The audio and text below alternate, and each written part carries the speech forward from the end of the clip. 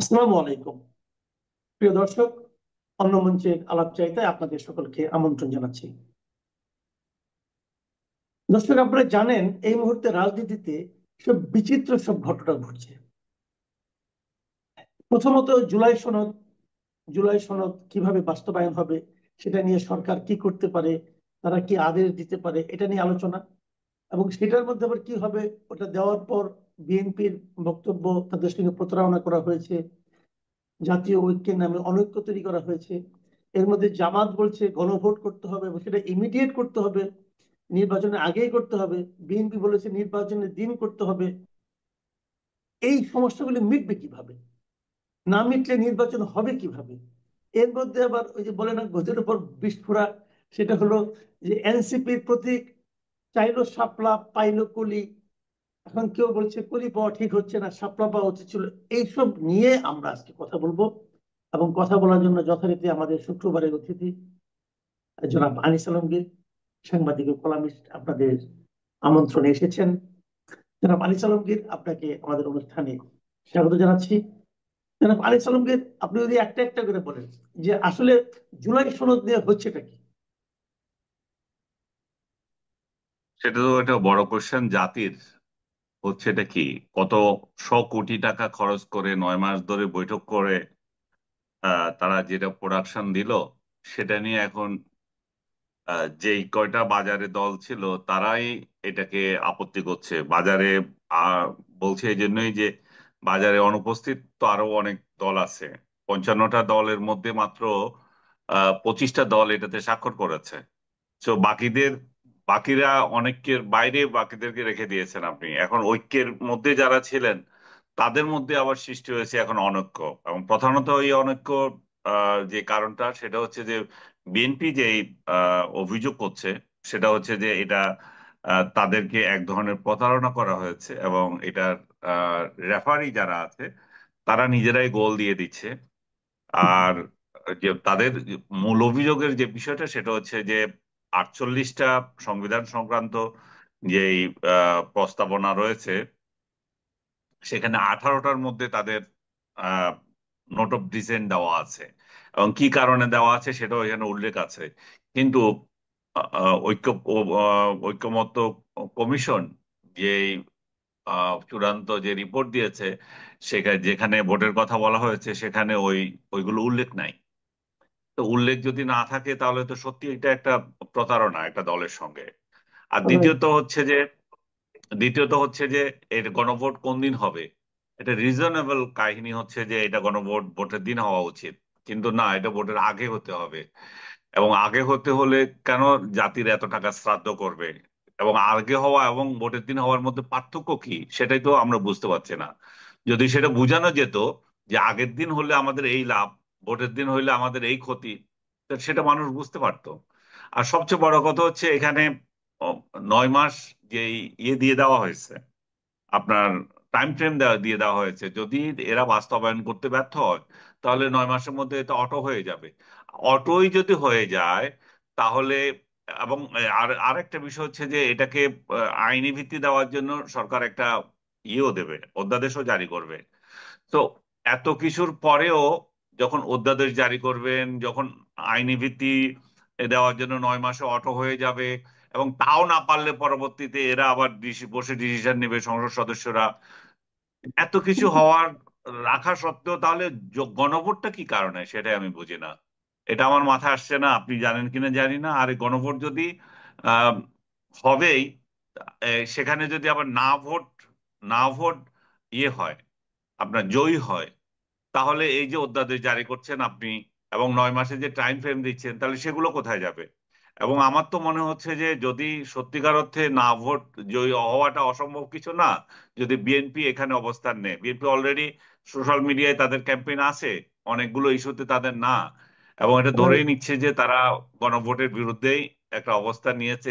জুলাই সনদের বিরুদ্ধে তারা অবস্থান নেন নাই, কিন্তু গণভোটের বিরুদ্ধে তাদের অবস্থান না। কিন্তু এটাকে জুলাই সনদের এগনিস্টে যাওয়া তো বিচিত্র কিছু না। তো এই পরিস্থিতিতে রাইট। আমার মনে হচ্ছে বিষয়টা খুবই ঘোলাটে। আর সবচেয়ে বড় যে বিষয়টা, কালকে আহ, আসিফ নজরুল যে ইয়ে দিলেন, প্রেস ব্রিফিং বললেন, সেখানে উনি উনি উল্লেখ করছেন যে এখন উনি এটা দুঃখ প্রকাশ করেছেন যে মানে হতাশা ব্যক্ত করেছেন যে রাজনৈতিক দলগুলোর এই বিভক্তি আমরা এখন কি করতে পারি, সরকার একটা বিব্রতকর পরিস্থিতিতে, এই পরিস্থিতিতে এটা চূড়ান্ত সিদ্ধান্ত নেওয়ার মালিক এখন আহ প্রধান উপদেষ্টা, উনি উনি করবেন। তো প্রধান উপদেষ্টা কি রাষ্ট্রের সর্বোচ্চ ব্যক্তি নাকি? উনি কি করে এটা চূড়ান্ত সিদ্ধান্ত দেন? এখানে চূড়ান্ত সিদ্ধান্ত দেওয়ার জন্য তো রাষ্ট্রপতি আছে। তো রাষ্ট্রপতি পদটা তাহলে বিলুপ্ত করে প্রধান উপদেষ্টা রাষ্ট্রপতির ঊর্ধ্বে, এটা এখানে ডিক্লেয়ার করে দিলেই তো হয়। এত সব তালবাহানোর তো প্রয়োজন নেই মনে হয় আমার। হম। আসলে মানে আপনি যে কথাটা বললেন যে সমস্ত সিদ্ধান্ত দেওয়ার দায়িত্ব প্রধান উপদেষ্টা, মানে কি এই যে শেখ হাসিনার আমলে যে একটা প্র্যাকটিস প্র্যাকটিস চলতো যে শেখ হাসিনা সব সিদ্ধান্ত দেবেন, এখন আমরা প্রধান উপদেষ্টা এগুলো দিচ্ছি কেন? উনি কি সব জানতা? উনি যে কতটা জানেন এটা তো গত 1 বছর আমরা দেখেছি। কাজে এই যে প্র্যাকটিসটা সেই একই প্র্যাকটিস কিন্তু, তো এটা আমরা হুম। কেন করছি যাবো না? যাও যাও, আমরা অন্য একটা প্রসঙ্গে আসি। আপনি জানেন একটা জিনিস, সেই জিনিসটা হলো যে এর মধ্যে এই গণভোট নিয়ে আপনি যে বলেন না, যে একটা সম্ভাবনা আছে, না হয়ে গেলে কি হবে, না যদি হয়ে যায় তাহলে এতদিন ধরে যে কেচে এতদিন ধরে যে আমরা যে আলোচনা করলাম, টাকা পয়সা খরচ করলাম, সবই তো না হয়ে যাবে।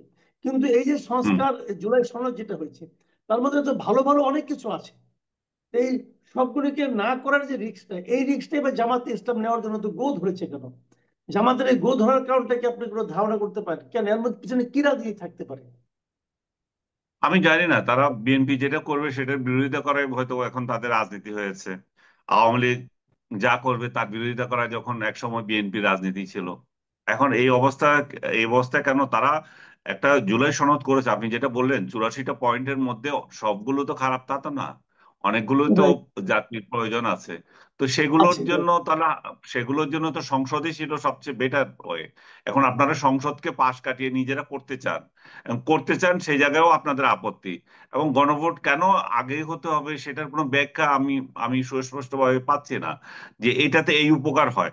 এখন তো মানুষ অন্যভাবে দৌড়ে নিতে পারে, গণভোট যদি না হয়, কোনো কারণে এটা যদি না জিতে, তাহলে এরা ভোট দিবে কিনা। এবং তখন তো এই এই জুলাই বিপ্লবী যারা আছে বা জুলাই আহ, যারা আফোল্ড করেন, তারা তো একসঙ্গে বলবেন যে আমাদের জুলাই চলে গেল। এবং বাস্তবে তো তাই যাবে। আপনি তো যখন গণভোটে যখন এটা না হয়, তখন তো আপনার কোনো স্কোপ থাকে না যে সেখানে আপনার হাঁ করানোর এবং রাইট। সংসদে সেগুলোকে পাশ করানোর। তো তো এখন যদি তখন এবং এই এই এই না ভোট দিয়ে হয়তো আরেকটা আরেকটা তছনছ শুরু হয়ে যাবে রাষ্ট্রের মধ্যে। তাহলে কি এবং এটা মানবে কিনা আলটিমেটলি তখন।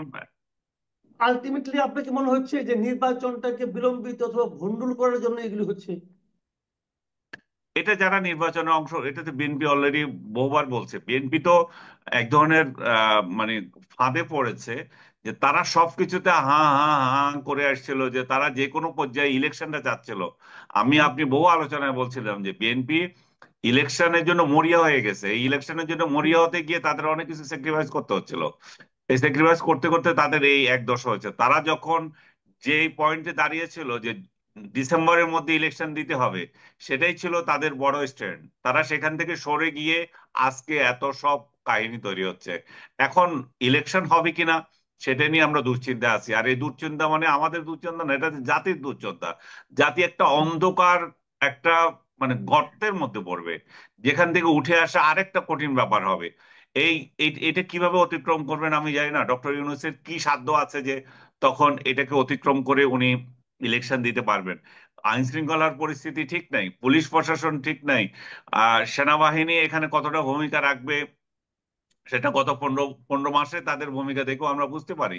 তো সার্বিকভাবে আমি খুব অন্ধকার দেখছি রাষ্ট্র কোন দিকে যাচ্ছে, সরকার কোন দিকে যাচ্ছে, এবং রাজনৈতিক দলগুলো আসলে কি চাচ্ছে। স্পেশালি জামাতের এই রিজেক্ট হয়ে থাকা যে এটা গণভোট আগেই দিতে হবে, এটার মধ্যে কি হুম। ফায়দা, এটা আমার মাথায় ঢুকছে না। আচ্ছা, আমি আরেকটা প্রশ্ন করি আপনাকে নির্বাচন সংক্রান্ত অনেকটা। আপনি দেখেন এই যে মানে প্রতীক নিয়ে, এনসিপির প্রতীক নিয়ে, শাপলা নিয়ে প্রথমে নির্বাচন কমিশন বললো শাপলা দেবে না, শাপলা আমার তালিকায় নাই, অমুক কত কথা হুম। হলো, শাপলা জাতীয় প্রতীক, অনেক কিছু বলা হলো। তারপরে হুম। আবার এদিকে এনসিপি যখন বললো, আপনি দেখবেন এনসিপি কিন্তু সবসময় যে কথাগুলি বলেছে অত্যন্ত আত্মবিশ্বাসের সঙ্গে বলেছে, এবং তারা বলেছে হুম। তাদেরকে শাপলা দিতে হবে। এই আত্মবিশ্বাসের উৎসটা কি ছিল আসলে? এবং শেষ পর্যন্ত দেখা গেল যে নির্বাচন কমিশনে কিন্তু নতজানু হলো। তারা বললো যে তাদের তালিকা চেঞ্জ করেছে, এখন শাপলা থাকবে না, শাপলা কলি থাকবে। তার মানে শাপলা কলিটা এনসিপি কে দেওয়া হবে। তো এই যে চাপের মুখে নির্বাচন কমিশন নিজেদেরকে সিদ্ধান্ত পরিবর্তন করতে বাধ্য হলো। আপনি কি মনে করেন এরকম একটা নমনীয় নির্বাচন কমিশন একটা জটিল নির্বাচন শেষ পর্যন্ত তুলে আনতে পারবে? নির্বাচন কমিশনকে আমার নমনীয় মনে হয় না। বিশেষ আচ্ছা। করে সিইসির প্রতি আমার আস্থা আছে, উনি অত নমনীয় লোক না। কিন্তু ঘটনা হচ্ছে যে এই এনসিপি সরকার থেকে এই সমস্ত আশকারা পাচ্ছে। আশকারা পাচ্ছে বলে তারা একবার এক দাবি করে, একবার একভাবে যায়।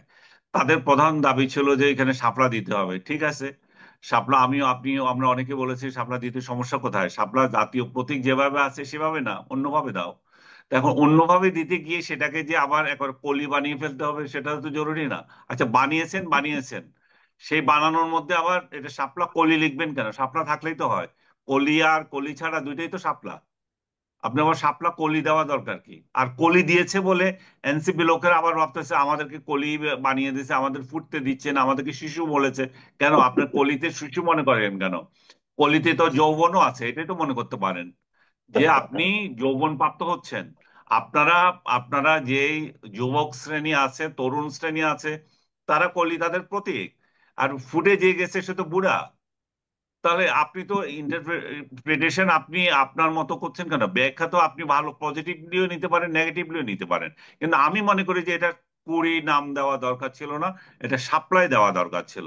আর সাপ্লাই যদি তাদেরকে দিতে হয় তাহলে জাতীয় প্রতীক যেভাবে আছে সেভাবে নয়, সেটা বিকল্প পদ্ধতিতে দিতে হবে এবং এটা সমাধান করা উচিত। আমার কেন জানি মনে হয় এগুলো সাজানো গেম, এগুলাই সাজানো গেমের মাধ্যমে এরা এভাবে আগাচ্ছে। হুম। তো এখন সব মিলিয়ে আমি আমি আমাদের আলোচনা শেষ পর্যায়ে নিয়ে আসি আসলে।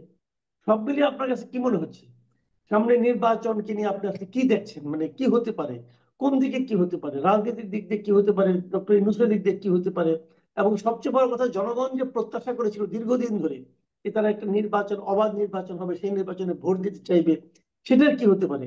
এবং তারও যে একটা বার্নিং কোশ্চেন কিন্তু রয়ে গেছে, সেটা হলো যে নৌকার যারা ভোট, যারা প্রচুর লোক আছে যারা নাকি জীবনে কখনো নৌকা ছাড়া অন্য কোনো মার্কায় ভোট দেয়নি, তারা কি পাবে হুম। বিকল্প হিসাবে?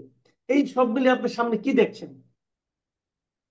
না, আপনার শেষ কথাই বলি যে নৌকার প্রতীকে যারা ভোট দেবে তারা কোথায় দেবে, সেটা তো শেখ হাসিনা তার সাম্প্রতিক তিনটে মিডিয়ার সাথে ইন্টারভিউতে যে যে ইন্টারভিউ দিলেন, Reuters, AFP plus the independent পত্রিকা লন্ডনের, তিনটাতেও এটা তো প্রতিফলিত হয়েছে। প্রায় একই রকম কথাবার্তা এই তিনটে নির্বাচনে, তিনটে ইন্টারভিউতে আছে যে নির্বাচনে তারা ভোট দিয়ে তার দলের লোকেরা ভোট দিতে যাবে না।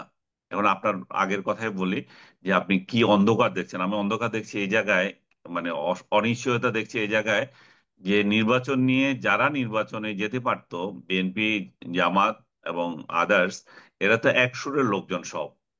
এখানে তো আওয়ামী লীগ নাই, 14 দল নাই, জাতীয় পার্টি নাই। তো এই তাদের প্রতিপক্ষ যারা, তাদেরকে তারা বাইরে রেখেও তারা এক হতে পারছে না। এবং তারা তারা সংখ্যায় বড় না, বাইরে যাদেরকে রেখেছে তারাই সংখ্যায় বড়, তারপরেও তারা নির্বাচনে যেতে পারছে না।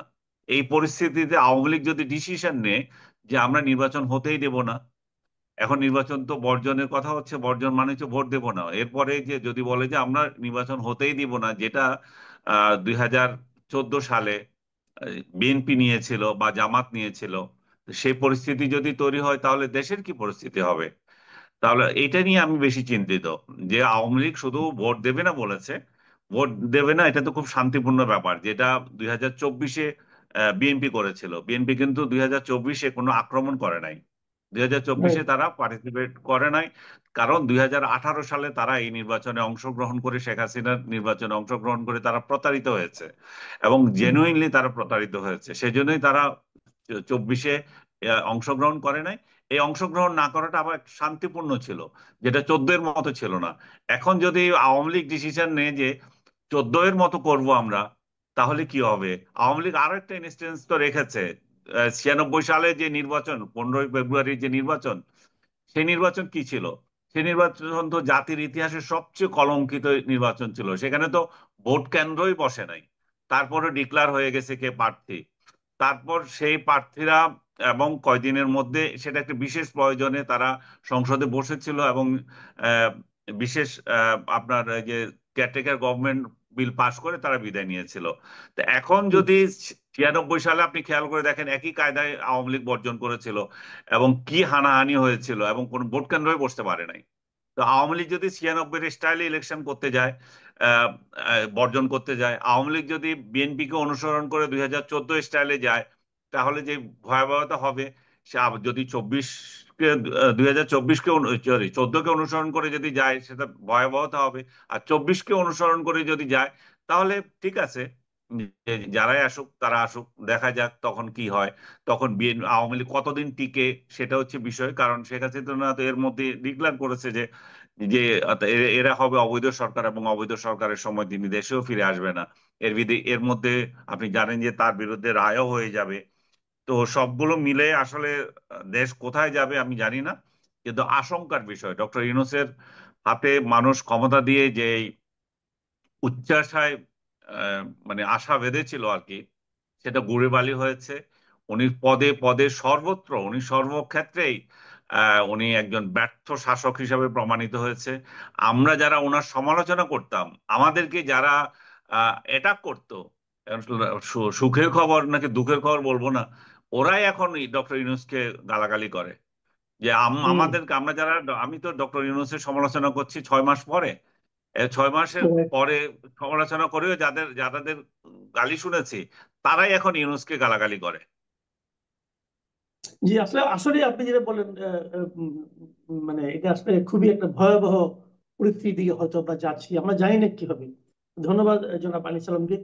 প্রিয় দর্শক, আপনারা শুনলেন জনাব আনিস আলমগীরের বিভিন্ন বিষয়ে বিশ্লেষণ, এবং আমার মনে হয় আপনারা কেউ খুব যে আশান্বিত হতে পেরেছেন সেরকম না।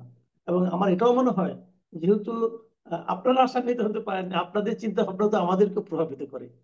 এবং আনিস আলমগীর কিন্তু সাধারণ মানুষের যে কথা তারই প্রতিধ্বনি করলেন। এই প্রতিধ্বনি আমরা শুনতে চাই না, কিন্তু নিয়তি যদি সেদিকে আমাদেরকে নিয়ে যায়, আমরা কি করতে পারি? প্রিয় দর্শক, এখন এই পর্যন্তই। আল্লাহ হাফিজ।